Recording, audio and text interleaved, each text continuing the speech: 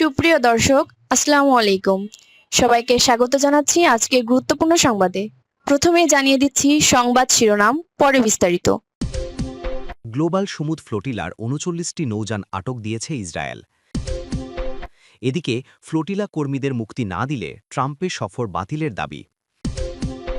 আরও থাকছে, সমুদ্র ফ্লোটিলার সমালোচনা করলেন ইতালির প্রধানমন্ত্রী মেলোনি।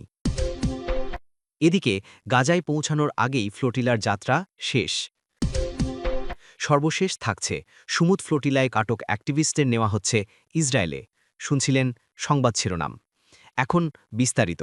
তার আগে আমাদের চ্যানেলটি সাবস্ক্রাইব করে রাখুন, যাতে সবার আগে আপডেট খবর আপনার কাছে পৌঁছে যায়। চলুন কথা না বাড়িয়ে বিস্তারিত জেনে নিই। গ্লোবাল সমুদ্র ফ্লোটিলার ৩৯টি নৌযান আটক দিয়েছে ইসরায়েল। গাজাগামী ত্রাণবাহী গ্লোবাল সমুদ্র ফ্লোটিলার অন্তত ৩৯টি নৌযান আটক দিয়েছে ইসরায়েল। এসব নৌযানে বিদেশি কর্মীদের সঙ্গে ছিলেন সুইডিশ জলবায়ু কর্মী গ্রেটা থুনবার্গ। ফ্লোটিলা সংগঠকদের দাবি, বৃহস্পতিবার পর্যন্ত কেবল একটি নৌযান এখনও গাজার পথে রয়েছে।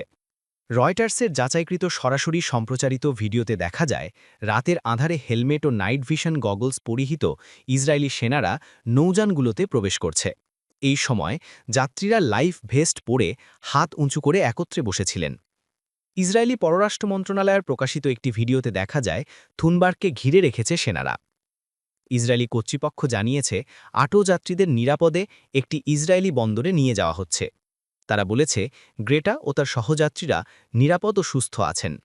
ফ্লোটিলা সংগঠন গ্লোবাল সমুদ্র ফ্লোটিলার তথ্যমতে আগস্টের শেষ দিকে যাত্রা শুরু করা এই বহরে ছিল ৪০টিরও বেশি বেসামরিক নৌযান। এগুলোতে প্রায় ৫০০ স্বেচ্ছাসেবক ছিলেন। নৌযানগুলোতে ওষুধ ও খাদ্য বহন করা হচ্ছিল। গাজার ওপর ইসরায়েলের অবরোধের এটি এখন পর্যন্ত সবচেয়ে আলোচিত প্রতীকী পদক্ষেপ হিসেবে বিবেচিত হচ্ছে। ভূমধ্যসাগর পাড়ি দেওয়া এই ফ্লোটিলার কার্যক্রম আন্তর্জাতিক মনোযোগ আকর্ষণ করেছে। তুরস্ক, স্পেন ও ইতালি সহ কয়েকটি দেশ নিজেদের নাগরিকদের সাহায্য করার জন্য নৌযান ও ড্রোন পাঠায়। তবে ইসরায়েল বারবার সতর্ক করেছিল নৌযানগুলোকে ফিরে যেতে। তুরস্কের পররাষ্ট্র মন্ত্রণালয় ফ্লোটিলাগুলোতে ইসরায়েলি অভিযানের নিন্দা জানিয়েছে এবং একে সন্ত্রাসবাদী কার্যকলাপ হিসেবে অভিহিত করেছে। ইস্তানবুলের প্রধান প্রসিকিউটরের দপ্তর জানিয়েছে, আটক ২৪ তুর্কি নাগরিকের ঘটনায় তারা তদন্ত শুরু করেছে। এদিকে কলম্বিয়ার প্রেসিডেন্ট গুস্তাভো পেত্রো ফ্লোটিলায় ২ কলম্বিয়ান নাগরিক আটক হওয়ার পর ইসরায়েলের পুরো দূতাবাসকে বহিষ্কার করেছেন এবং ইসরায়েলের সঙ্গে মুক্ত বাণিজ্য চুক্তি বাতিল করেছেন। মালয়েশিয়ার প্রধানমন্ত্রী আনোয়ার ইব্রাহিমও ইসরায়েলের কর্মকাণ্ডের তীব্র নিন্দা জানিয়েছেন। তিনি বলেন, ইসরায়েলি বাহিনী ২৩ জন মালয়েশিয়ানকে আটক করেছে। এদিকে ফ্লোটিলা কর্মীদের মুক্তি না দিলে ট্রাম্পের সফর বাতিলের দাবি। গ্লোবাল সমুদ্র ফ্লোটিলা জিএসএফ অভিযানে আটক মালয়েশিয়ান ভলেন্টিয়ারদের মুক্তি না দিলে মালয়েশিয়ায় প্রেসিডেন্ট ডোনাল্ড ট্রাম্পের সফর বাতিলের দাবি জানিয়েছে আমনো ইউথ। সংগঠনের প্রধান ডক্টর আকমাল সালে হুঁশিয়ারি দিয়ে বলেছেন, সরকার যদি কার্যকর পদক্ষেপ না নেয় তাহলে ট্রাম্পের কুয়ালালামপুর সফরের সময় দেশব্যাপী বিক্ষোভ সমাবেশ অনুষ্ঠিত হবে। ডক্টর আকমাল তার ফেসবুক পোস্টে লিখেছেন, যদি আমাদের কর্মীদের মুক্তি দেওয়া না হয় তাহলে আমরা সরকারকে ট্রাম্পের আমন্ত্রণ বাতিলের দাবি জানাচ্ছি। অন্যথায় মালয়েশিয়ায় তার সফরের প্রতি পদক্ষেপ আমনো ইউথের মুখোমুখি হবে। মালয়েশিয়ানদের ওপর হামলা মানে গোটা জাতিকে আঘাত করা। প্রধানমন্ত্রী দাতক শেরি আনোয়ার ইব্রাহিম ইতোমধ্যেই কনফার্ম করেছেন যে ১২ জন মালয়েশিয়ান ইসরায়েলি হেফাজতে আটক রয়েছেন। তিনি জানান, স্বেচ্ছাসেবকদের মুক্তি নিশ্চিত করতে আন্তর্জাতিক স্টেক হোল্ডারদের সঙ্গে নিয়মিত যোগাযোগ রাখা হচ্ছে। এছাড়াও তিনি ক্ষতিগ্রস্তদের পরিবারের প্রতি সমবেদনা জানিয়ে স্বেচ্ছাসেবকদের নিরাপদ প্রত্যাবর্তনের জন্য সর্বোচ্চ চেষ্টা চালানোর কথা উল্লেখ করেছেন। গ্লোবাল সমুদ্র ফ্লোটিলা একটি আন্তর্জাতিক মানবিক মিশন, যা গাজায় খাদ্য, ওষুধ ও অন্যান্য প্রয়োজনীয় জিনিস পৌঁছে দেবার উদ্দেশ্যে পরিচালিত হয়। বিশ্বের বিভিন্ন দেশ থেকে স্বেচ্ছাসেবকরা এই অভিযানে অংশ নেন। তবে আগেরবারের মতো এবারও ফ্লোটিলা ইসরায়েলি বাহিনীর বাধার মুখে পড়েছে। ২০১০ সালে মাভি মারমারা নামের ফ্লোটিলা অভিযানে ইসরায়েলি নৌবাহিনীর হামলায় ৯ জন কর্মী নিহত হন, যা আন্তর্জাতিকভাবে তীব্র প্রতিক্রিয়া সৃষ্টি করেছিল। এবারের ঘটনা নিয়ে ওয়েস্টার্ন শক্তিগুলোর সরাসরি অবস্থান স্পষ্ট নয়। তবে তুরস্ক, কাতার সহ কয়েকটি মুসলিম সংখ্যাগরিষ্ঠ দেশ ইতোমধ্যেই নিন্দা জানিয়েছে এবং মানবিক সহায়তা কার্যক্রমে ইসরায়েলি বাধা অগ্রহণযোগ্য বলে মন্তব্য করেছে। জাতিসংঘের মানবাধিকার সংস্থা OHCHR এ ঘটনার ওপর উদ্বেগ ব্যক্ত করে বলেছে, গাজার মানবিক পরিস্থিতি মারাত্মক পর্যায়ে পৌঁছেছে। বাধা পৌঁছানো উচিত নয়। এদিকে মার্কিন প্রেসিডেন্ট ডোনাল্ড ট্রাম্পের এই মাসে কুয়ালালামপুরে ৪৭তম আসিয়ান শীর্ষ সম্মেলনে অংশ নেবার কথা আছে। সফরের মূল আলোচ্যসূচি হবে আঞ্চলিক নিরাপত্তা, বাণিজ্য প্রসার ও দ্বৈতিক সহযোগিতা। তবে ফ্লোটিলা ইস্যুতে দেশের অভ্যন্তরে যে রাজনৈতিক চাপ তৈরি হয়েছে তা ট্রাম্পের সফরের দ্বৈতিক পরিবেশকে জটিল করে তুলতে পারে। রাজনৈতিক বিশ্লেষকরা মনে করছেন, আমনো ইউথের আন্দোলনের হুমকি ও সরকারের দ্বৈতিক কৌশলের মধ্যে ভারসাম্য রক্ষা করা মালয়েশিয়ার বৈদেশিক নীতির জন্য বড় চ্যালেঞ্জ। ফ্লোটিলা ইস্যু কেবল মানবিক সংকট নয়, এটি আন্তর্জাতিক ডিপ্লোম্যাসির জটিলতাকেও সামনে এনেছে। ট্রাম্পের সফরের সফলতা ও দ্বৈতিক ফলাফল নির্ভর করছে আগামী কয়েকদিনের পরিস্থিতির ওপর। আরও থাকছে, সমুদ ফ্লোটিলায় আটক অ্যাক্টিভিস্টদের নেওয়া হচ্ছে ইসরায়েলে। ইসরায়েলি বাহিনীর হাতে আটক গাজা অভিমুখী ত্রাণবাহী নৌবহর গ্লোবাল সমুদ ফ্লোটিলার সমালোচনা করেছেন ইতালির প্রধানমন্ত্রী জর্জিয়া মেলোনি। বৃহস্পতিবার তিনি বলেছেন, মানবাধিকার কর্মীদের এই মিশন কিংবা ইতালিতে তাদের সমর্থনে ডাকা ধর্মঘট কোনোটি ফিলিস্তিনিদের উপকারে আসবে না। বিশ্বের বিভিন্ন দেশে শতমত মানবাধিকার কর্মী, রাজনীতিক ও যানবাহন বহনকারী ফ্লোটিলার ৪৫টি জাহাজের প্রায় সবগুলোই আটক করেছে ইসরায়েলি বাহিনী। তাদের মধ্যে প্রায় ৪০ জন ইতালীয় নাগরিক আছেন।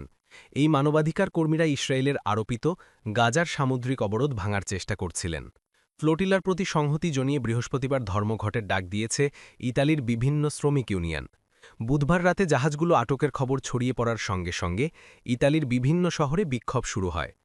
কোপেনহেগেনে ইউরোপীয় ইউনিয়নের শীর্ষ এক বৈঠকের ফাঁকে কথা বলতে গিয়ে মেলোনি ব্যঙ্গ করে বলেছেন, এই ধর্মঘট আসলে শ্রমিক ইউনিয়ন নেতাদের জন্য আরামদায়ক সাপ্তাহিক ছুটির অজুহাত।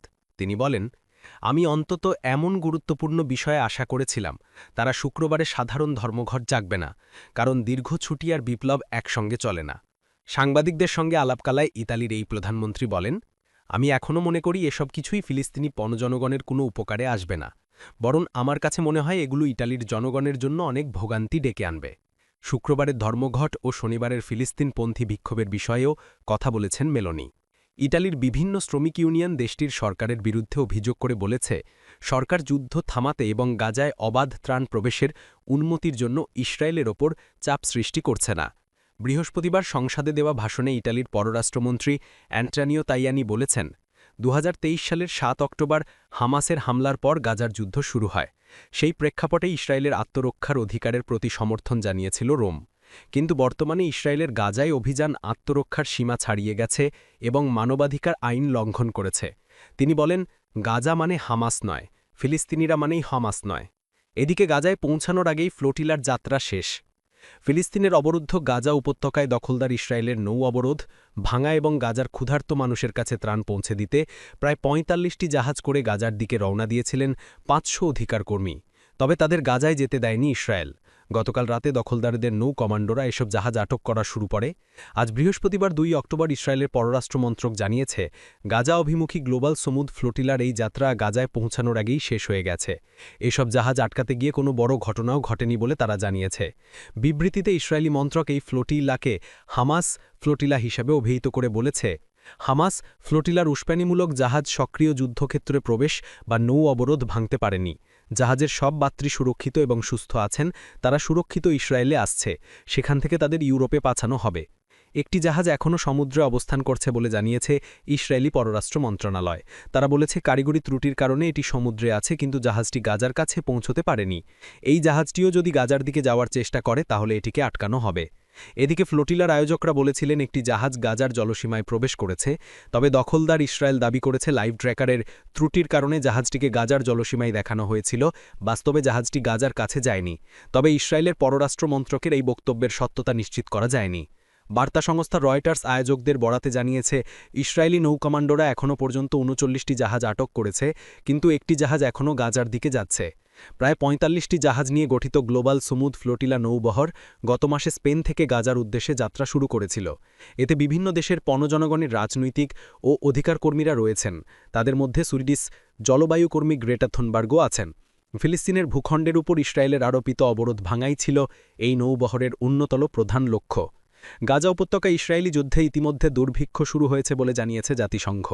সর্বশেষ থাকছে, সমুদ ফ্লোটিলায় আটক অ্যাক্টিভিস্টদের নেওয়া হচ্ছে ইসরায়েলে। গাজাগামী ত্রাণবাহী নৌবহর গ্লোবাল সুমুদ ফ্লোটিলা আটকে দিয়েছে ইসরায়েলি বাহিনী। এ সময় নৌযানগুলোতে থাকা সুইডিশ জলবায়ু কর্মী গ্রেটা থুনবার্গ সহ অন্যান্য অ্যাক্টিভিস্টদের আটক করা হয়। তাদের ইসরায়েলের একটি বন্দরে নিয়ে যাচ্ছে দখলদার বাহিনী। এক প্রতিবেদনে কাতার ভিত্তিক সংবাদ মাধ্যম আল জাজিরা বলছে, ইসরায়েলি পররাষ্ট্র মন্ত্রক গাজাগামী সুমুদ ফ্লোটিলা থেকে আটক অধিকার কর্মীদের ছবি প্রকাশ করেছে। তাদেরকে ইসরায়েলের আশদোদ বন্দরে নেওয়া হচ্ছে। ধারণা করা হচ্ছে তারা আরও প্রায় 2 ঘণ্টার মধ্যে পৌঁছবে, অর্থাৎ ইসরায়েলের স্থানীয় সময় দুপুর 12টার দিকে। ইসরায়েলের পক্ষ থেকে আরও জানানো হয়েছে, আটক ব্যক্তিদের ইউরোপে পাঠাতে ডিপোর্টেশন প্রক্রিয়া শুরু করা হবে। তবে এই প্রক্রিয়াতে অনেক সময় লাগবে, সম্ভবত পুরো দিনই লেগে যেতে পারে। তবে প্রথম দফার কর্মীরা পৌঁছানো শুরু করলেও ইসরায়েলি নৌবাহিনী এখনও ফ্লোটিলার বাকি নৌযানগুলো আটক করার চেষ্টা চালিয়ে যাচ্ছে। বর্তমানে এসব নৌযানের সঙ্গে কোনো সংযোগ নেই, কারণ তারা যতই ইসরায়েলি জাহাজের কাছাকাছি যাচ্ছে যোগাযোগ বিচ্ছিন্ন হওয়ার আশঙ্কা ততই বাড়ছে। কখনো কখনো যোগাযোগ ব্যবস্থা বিঘ্নিত হয়ে যায়, আবার কখনো কখনো কর্মীরা নিজেরাই মোবাইল ফোন ফেলে দেন যাতে আটক বা হয়রানি এড়ানো যায়। এরই মধ্যে ফিলিস্তিনের গাজার জলসীমায় গ্লোবাল সুমুদ ফ্লোটিলার একটি জাহাজ প্রবেশ করেছে। এছাড়া অন্তত 23টি ত্রাণবাহী নৌযান গাজার উপকূলের দিকে অগ্রসর হচ্ছে।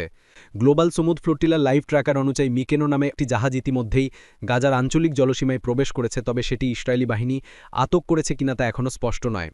গ্লোবাল সুমুদ ফ্লোটিলা সমুদ্রপথে গাজায় ত্রাণ নিয়ে যাওয়ার একটি বৈশ্বিক প্রচেষ্টা। এই নৌবহরে রয়েছে 40টিরও বেশি বেসামরিক নৌযান। এই বহরে প্রায় 44টি দেশের 500 মানুষের মধ্যে রয়েছেন যুক্তরাষ্ট্র, স্পেন, আয়ারল্যান্ড, ফ্রান্স, বেলজিয়াম সহ ইউরোপীয় পার্লামেন্টের নির্বাচিত প্রতিনিধি, আইনজীবী, অধিকারকর্মী, চিকিৎসক ও সাংবাদিক।